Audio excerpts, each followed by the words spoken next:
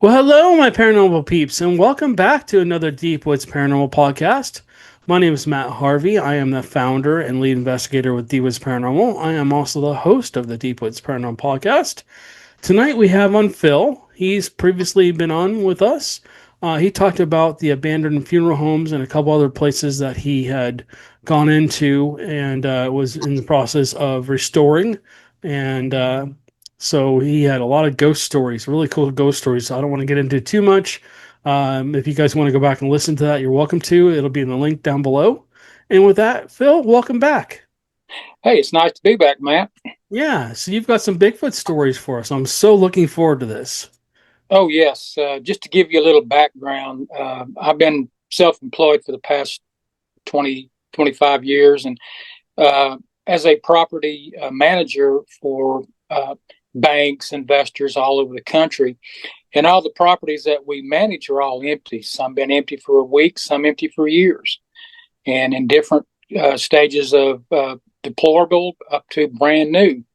And you can imagine after seeing 7,500 houses in 25 years, there's going to be some strange things that you encounter.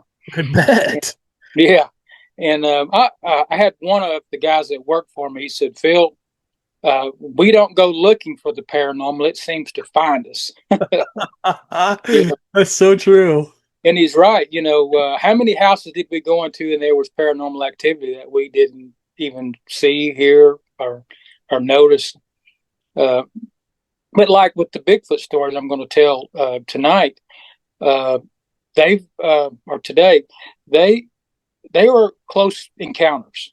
I mean, that's all I got to say. They were close encounters. They got really close to us, and I'm telling you, for myself and the guys that were a part of it, it really did shake our foundation a little bit. I bet. Uh, It's well, it scary when you run also into a giant ape in the middle of the forest, or well, even when it's just close to the forest. it firms up your belief in cryptids and also in Bigfoot. And like this first story I'm going to share with you, uh, this property was located, I think it's about 2018. This property is located in the Blue Ridge Mountains. Uh, you get off the main road, and then you get off another road, and you get off another road until you're just about down to a trail. And there the house is, and it sits right on a ridge down in a almost going down into a canyon. So it's remote. I mean, no neighbors close by, and behind the house is nothing but miles and miles of untamed forest, Wow. undergrowth, and you can imagine what it's just absolutely just a massive amount of forest behind it. Sounds like my kind of house. Oh yeah.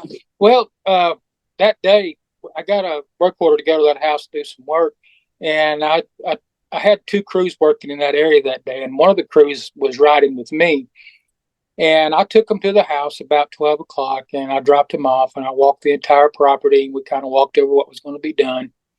And I told them, I've got to go check on the other crew, and I have some other houses to go look at. And I informed them, I said, I'll be back before dark. And it was wintertime, when the days are short. And if you're in under a canopy of tall fir and pine trees, it gets darker even faster. Oh yeah. So I left, and I saw that I was going to be running late. So I sent them a text and say, look, I'm running late. It's going to be after dark, but it's not going to be but maybe 30 minutes or so. Because I left them with no lights. The house had no power, no utilities at all. There was not much of a moon that night, but they did have a little bit of moonlight, but not enough to do anything with. And I left it at that. Well, I'm at this property not far from there, and I get a text, and it says, "Where are you?" And I sent back, "Here's where I'm at." And then I got another text back in all caps, "Hurry back." Yeah, Oh. hurry back. And and I'm thinking, what's going on here? So I sent back. I said, "Is anything wrong?" Again, hurry back. All they did was copy and paste what they had just sent. Wow. And I said, well, I really didn't know what was going on. So I sent back and said, I'm 20 minutes out. And I started driving back as fast as I could. But once you go off the main road, all of a sudden the roads become so primitive that you can't drive fast on there unless you want to tear your equipment up. So I finally got there. I'm at the top of the hill, and I'm about to crown the top of the hill when my headlights catch the front of the house, and these guys come bolting out of the front door, running to the truck and jumping inside. And I said, what in the world is going on, fellas? There's something on the back deck. No, no. Yeah. And I said, something. I said, yeah, there's something big on the back deck. I said, well, you think it might have been a neighbor or a hunter or a hiker? Or... He said, no, whatever it was, we could see it walking past the windows, and it was taller than the windows. Dang. And he's how tall were the windows? 6 feet. Okay. So it was taller than a 6-foot window. Now here's a kicker. The front of the house is level to the ground. The back of the house is about 16 feet off the ground. Wow. Sitting on the side of a ridge. And so I said, we got to go back in there. We got to go find out what that is. And they were saying, no. I said, no, we got to go back in. So I reached behind the seat, and I keep a double barrel back there, street howitzer. I said, let's go see what it is. And we, on the way walking to the house, all of a sudden we heard this awful, just sound like a house was being demoed. And this crash and bang. And we made our way to the front door, and we kind of took it kind of slow, not knowing what was going to happen. And I got out, I had a headlamp on, and I got to the back door. And I walked out the back door, and I turned my headlamp to the left and to the right. And I turned it right first, and then I went to the left. And when I went to the left, the entire end of the deck was gone. Oh, geez. Yep. There was a porch swing there as well, and it had been pulled out of the ceiling joist on the porch. And I was like, oh my gosh. And I was just, my processor in my brain was trying to, what was it? And the first thing I thought, well, could it be a black bear? Because they're all over the place. And I walked over to the end thinking I was going to find a dead black bear on the ground. And I shined my light down, and the only thing down there was the debris from the deck. That was it. Nothing. The only thing it could have been, because a bear could not take that fall and survive. It just could not. Wow. Because once you hit the ground, it wasn't a flat piece of ground. It was also at a real steep angle. Right. And yeah, so they would have rolled into to a tree line there, and it would have killed them or seriously injured them. And I looked down, and I had my light, and I was kind of had my headlamp, and I was just kind of scanning the tree line, trying to see what was going on. And then all of a sudden, we heard this leaf. We heard deadfall, underbrush. We heard cracking and popping of leaves and branches just inside the tree line, and all we could catch was a shadow. Dang. And then we're just kind of like, and then it stopped, and we were just like, wow, what was that? And then just before we left, we heard this growl. And after the growl, we heard it sounded like something heavy was being knocked against a fallen tree. And I looked at the boys and I said, fellas, it's time for us to leave. Right. Whatever it is out here, it must not like us, and we just scared it, and it may want to come back for some more.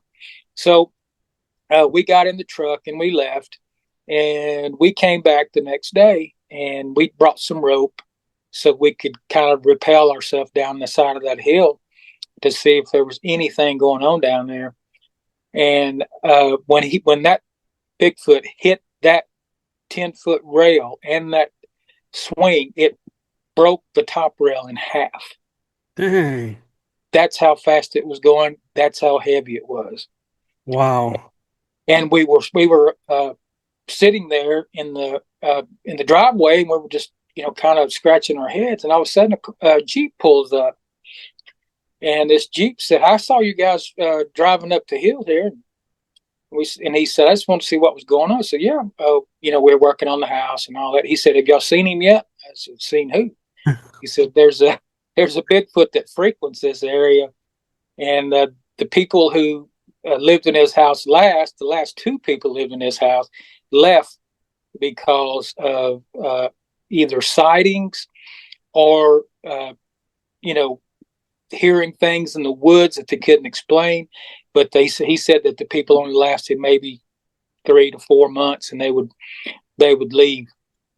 Wow. And because of that, the investor that owned it, he always let the people out of their lease. He never did, charge them for a penalty for checking out the lease early. And he did that because he did not want them leaving a bad review on his property. Yeah. So we went back there several other times, but we didn't have anything else happen. And this next encounter, it was also in the Appalachian Mountains, and it was in eastern North Georgia. It also was out in the middle of nowhere, deep forest, except it did have a little bit of pasture land. Well, and one of the things I do when we get a new property, I always look at a tax map, and I look at a Google Earth map, and I want to see if there's any water features, any creeks, lakes, and I also want to see if it might tell me if it's been used for an illegal dumping site. Well, there was about an acre and a half pond in the middle of this place, and there was a primitive trail going back there. So so one of the things I do is I'll walk the property if I can. So I walked back there, and there was this nice pond back there.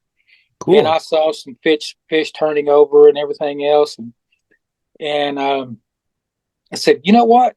We're going to come back and fish this pond tonight, because we do like to night fish." So the guys that were with me, I said, "You want to come back tonight or this weekend and do some night fishing?" They said, "Sure."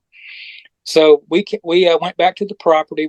We had us like a day pack on us, so with our fishing gear in it, snacks, and had a camping chair strapped to it. We hiked back in there. We set up, and it was getting dark, and all of a sudden, it was just dark, and all we had was moonlight coming off the water. And we're sitting there fishing, and all of a sudden, there's this big splash in the middle of the pond.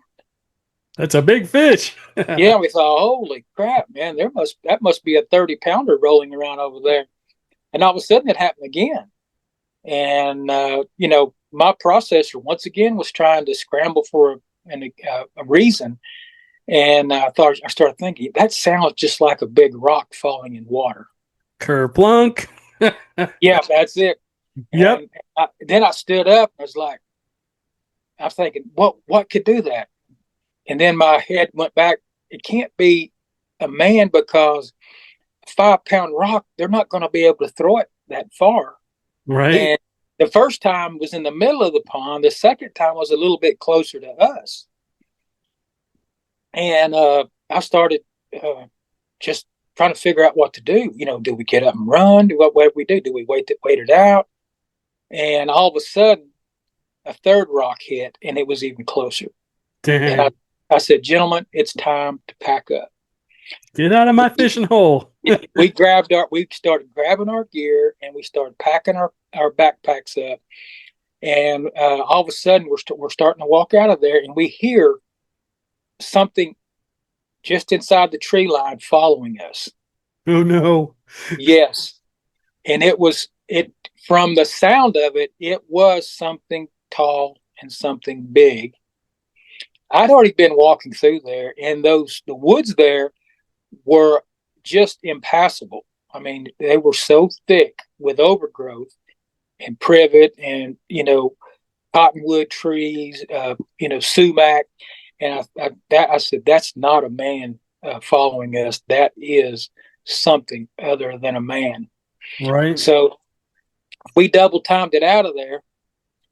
And as soon as we got to the truck, all of a sudden, something darted in front of the truck. Oh no. Yes, all Not we so could see. fast. Yes, surprise. And the whole time I'm saying, "We're leaving, we're leaving, we're leaving." Yeah. We're leaving here. We'll leave you alone. We'll let you have the fish in the pond.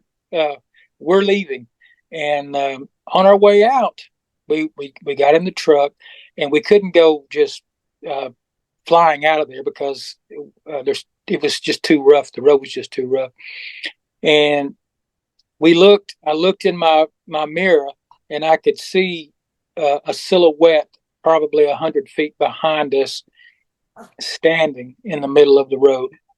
I could not make out any kind of size but it was standing upright. It did look like a person, but its features were a lot bigger. And the next day we came back because we left some of our we ran out so fast that we left some gear down there. Right. And yeah, once again we're down there, and a neighbor who lives in that same area saw us. He followed us down in there, and he said, "I saw you guys last night. I saw your lights, your headlamps, all over the place. What happened?" We told him what happened, and I said, "Do you think that was a Bigfoot?" He said, "Well, a lot of the people around here say it. I think he called it a Dogman." Oh no. You ever heard of that? Oh yeah. He said, "What I saw," he said, he got up close and personal. He said, "What I saw was a Dogman." And I said, "Well, whatever we encountered was able to throw these large stones, 50 feet, in the air into the middle of the pond." And I said, "Can a Dogman do that?" He said, "Yes." He says, "I've had them throwing stones at me just driving down the road." Wow. And yeah, so I'm still got this question mark. Was it a Bigfoot or was it a Dogman? And I don't know if the two can coexist in the same area, or if one, Yes, I they don't are know if usually seen in the same area. Um, supposedly are, they fight from time to time. Sometimes they kind of coexist. I talked to somebody in Wisconsin, I think it was. She said on one mountain range it's Dogman, on the other side mountain range it's Bigfoots. yeah, Both have bad attitudes. yeah. Yeah, They're I guess they're kind of territorial in a way. Uh, yeah, it's you're probably tapping in, or they think you're tapping into their food source, and right. Well, if I they're walked into your kitchen and walked into your and opened up your refrigerator, started taking food out, you'd be like, "Hey, man, get yeah, out of my fridge!" we'd have a problem. Yeah, exactly. Yeah, Yeah. but it was something else. I mean, we had another encounter, not there, but another place, and they had this very, very large barn, and we were walking out to the barn, and it was our first time to the house. Got a battery in here. We were walking out to the house, and Seem to have lost you. there, you There we there, go. here we go. We were at the house, and we were making our way to the barn. This was one big barn, and it had a loft in it. And we're walking out there, and there's a barn door, of course, on the front, and it's closed, and it's on tracks. So we open it, and we walk in. As soon as we walk in, we hear something in the loft just bolting down toward the back of the barn. And when it got to the back of the loft, it blew those doors off. I Dang. mean, literally blew it. It blew them open, and then one of them was kicked off the hinges. Jeez. So it's like, what's going on here? And all these happened within about the same 6 months. We thought, man, have we become a Bigfoot magnet? You Right? know, is it like the Jaws movie? Are they going to follow us home? You know, Yeah. and so once again, a few weeks later, we were there, and once again, a realtor come up this time, and he was asking us how everything went, and we're we're kind of apprehensive sometimes to tell people about the paranormal because we have to work with these people, and sometimes they think you're a quack, right? Right. And I'm sure you run into that too. So he said, "Have y'all had anything strange happen here?" We told him about the barn. We said, "Yeah."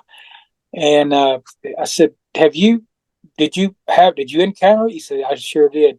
He said, "When I encountered it, he was in the bottom part of the barn, the main barn. Jeez. And the bad part is the barn floor and the barn loft is covered with hay. So there's no tracks, no possibility of tracks. Uh, so, and I asked him, said, "What do you think it was?" He said, he thought it was uh, a dog man. That's what he said. He said, "I think it was." He said, "From what I've learned and studied," he said, "I think it's a dog man." And we kind of, well, it could be because I don't know how fast a Bigfoot can run. With a 14 or 18-inch foot. He's got a long stride, so he can make a lot of ground in a little bit of time.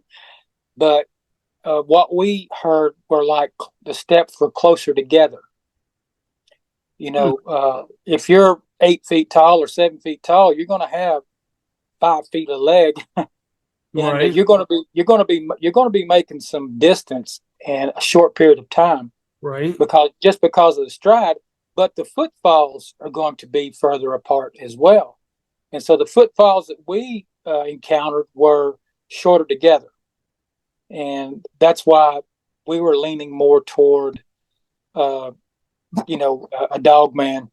But one of my guys back in 2019, he was at a property by himself, and it was wintertime. It was extremely cold outside, and he was in a barn inspecting it, and he swears that somebody was calling his name and calling for help out inside the barn. Wow. I don't know what that could have been, but he said his name was Eric, and he said Eric, and it would be the same tone and timbre. It would not flex up or flex down. It was Eric, and he'd say, "Yeah, where are you?" And then he would hear something saying, "Save me, Yeah. help." But it was almost like a recording on a loop. Uh, I can hear you. Where are you? Help me. Yeah. No direction or anything like that. But uh, he he had an encounter there, which I don't know if it was a Wendigo, because I heard that bad things happen when you come encounter a Wendigo. Yeah. But Wendigos are bad, and I've heard that they can actually do make sounds like that. So I got a dog here that's a little. She's got a collapsing trachea, so she's up on my lap, but she's coughing her little head off. uh, yeah, She needs some poor cough thing. medicine. I'm gonna get her some medicine here in a minute. But yeah, yeah, Wendigos are bad. I'm not sure it's a Wendigo, but I've heard there's another creature out there that looks very similar to them.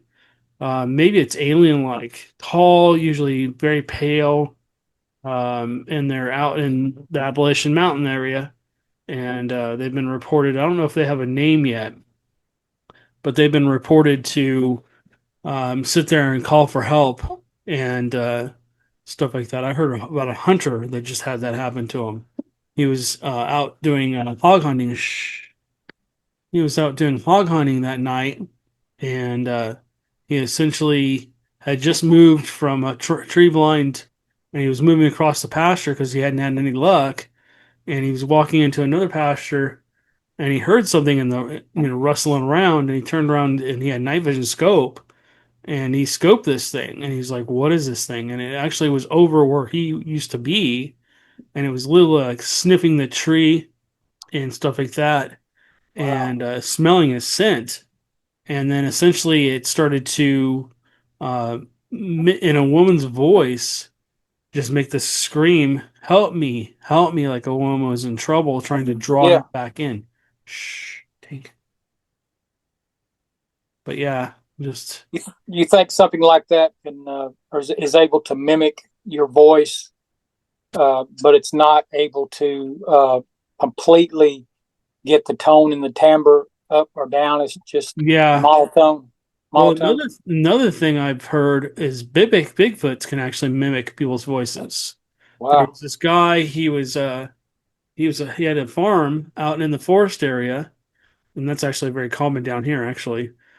He was out one night and he was just checking on his crops. He was walking the back of his crops, and his wife and his daughter were going into town, and he knew they had left, but he was walking out there or working out there, whatever he was doing, and all of a sudden from the forest, he heard his wife's voice call out to him. He called his name. And he looked around, he's like, wait a minute, what? I'm pretty sure they left. And so he turned, kind of started looking into the forest. He started calling out for her, and she said it again. And he looked in, and he's like, "What the hell?" And so it happened, I think, the third time, and he freaked out and starts walking towards the house. And I think he was in the middle of a cornfield or something.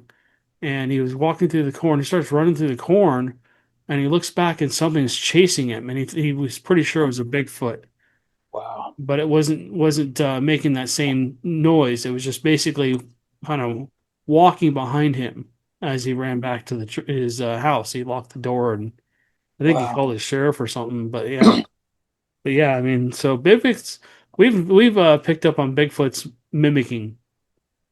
They Wow. they can This mimic. same guy, he was at another property, a couple of years later, and it was getting close to dark. He was there by himself, and there was something that started banging on the outside of the walls. Wow. Yeah, and it was, I mean, he said it was with a lot of force. And we, when I went out there to take a look at it, it was a vinyl siding, and whatever was beating on it, it was tall, and wherever it would hit, the siding was damaged. Jeez. And but and part of the two sides of this house was steep angle, steep grade. So, Yeah. and it was so high that you would have had to have a ladder with some kind of stabilizer on it if you were to do it human wise. And he said that it would move so quickly from one wall to another. And that was his second encounter with a cryptid. And he said, Phil, I'm not going to another house in the Appalachian Mountains by myself. No, I wouldn't either. I mean, if I was going out there, I would basically make sure I had whatever I needed to protect myself. Yeah. Dogmen You are got time? really You got time aggressive. for, go ahead. You got time for another story? Yeah, we have about 9 minutes left, so go ahead. Oh, okay. This was a property up in the Smoky Mountains. Okay.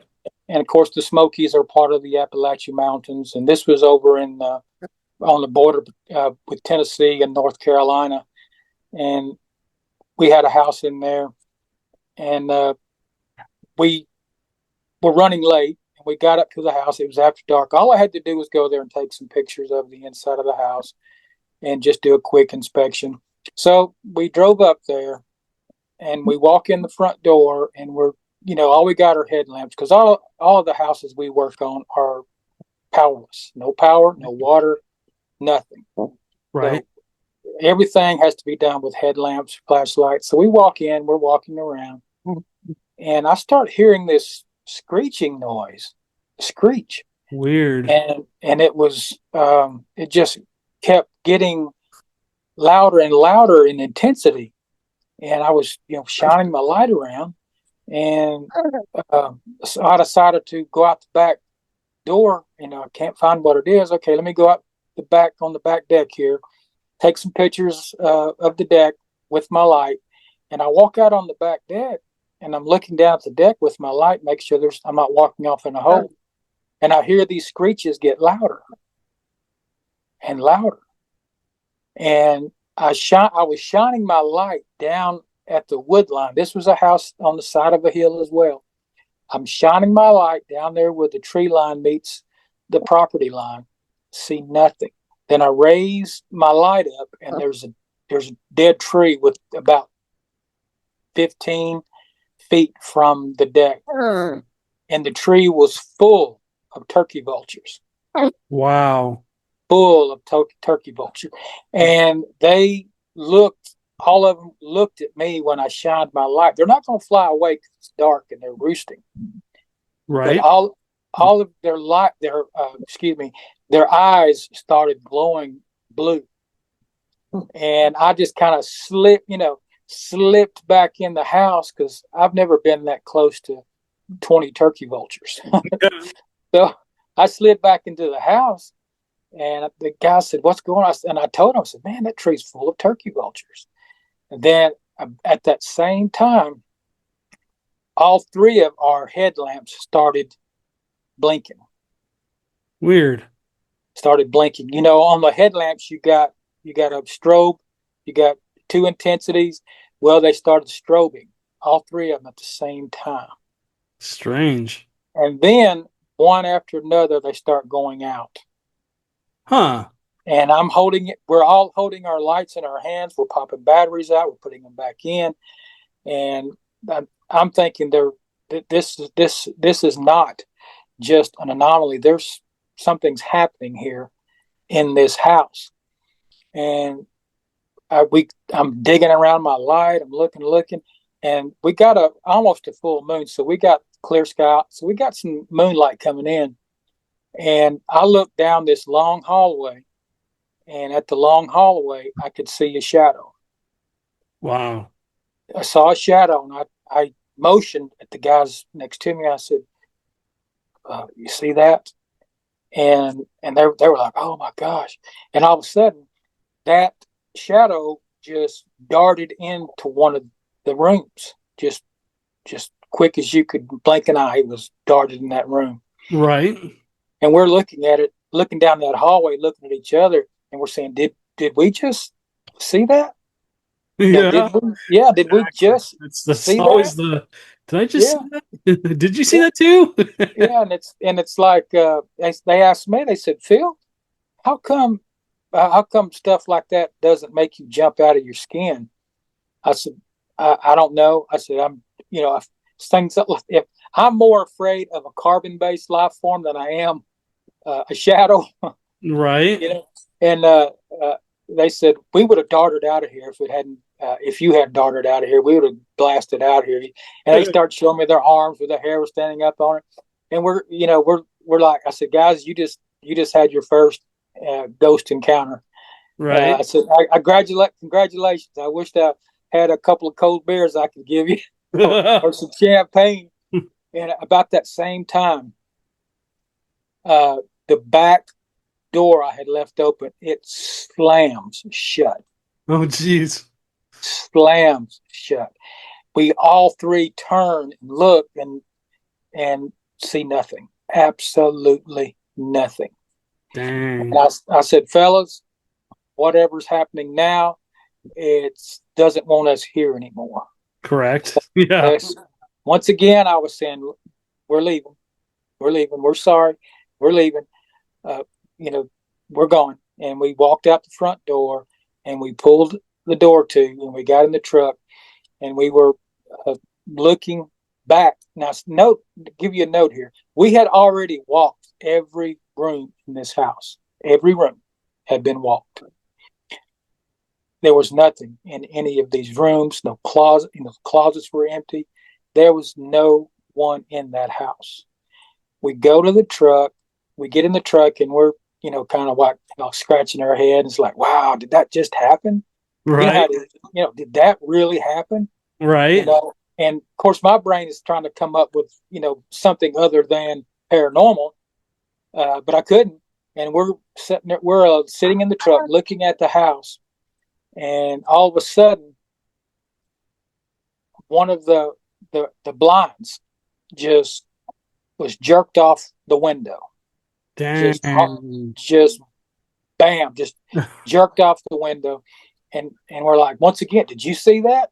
Well, I saw that. and there was this shadow that came up to the window, and we could see it start to materialize in the window, as if, kind of like if you're walking up to someone in the dark, and you just get bigger and bigger as you get close. Yeah. It's like that. This shadow just kept getting bigger, and it also, it got darker as it got closer, and we're sitting there looking at this shadow, and just the blink of an eye, it backed up, and it was gone. Wow. completely gone. And I said, fellas, I guess we need to get off the property. Right. We're out of the house, but whatever it is, they don't want us in the driveway. So I said, let's go. So right. We left, and sometime later, about 6-8 months later, I was talking to the realtor. The realtor called me up and said, Phil, did y'all ever have anything strange happen at that house over in Gatlinburg, Smoky Mountains? And I gave him what happened, and he said, but the people who bought that house left it in the middle of the night, just absolutely panicked and terrified. I bet. Yeah, I said, wow. And he said they were able to stay there about 3 months, and the activity just never did let up. That's crazy. Finally pushed them out. Wow. I'm not to cut you off here, but we're going to run out of time here. It's going to cut us off. So I just want to thank you again for coming on the show. Phil, thank you so much. And we will catch you guys on the next one.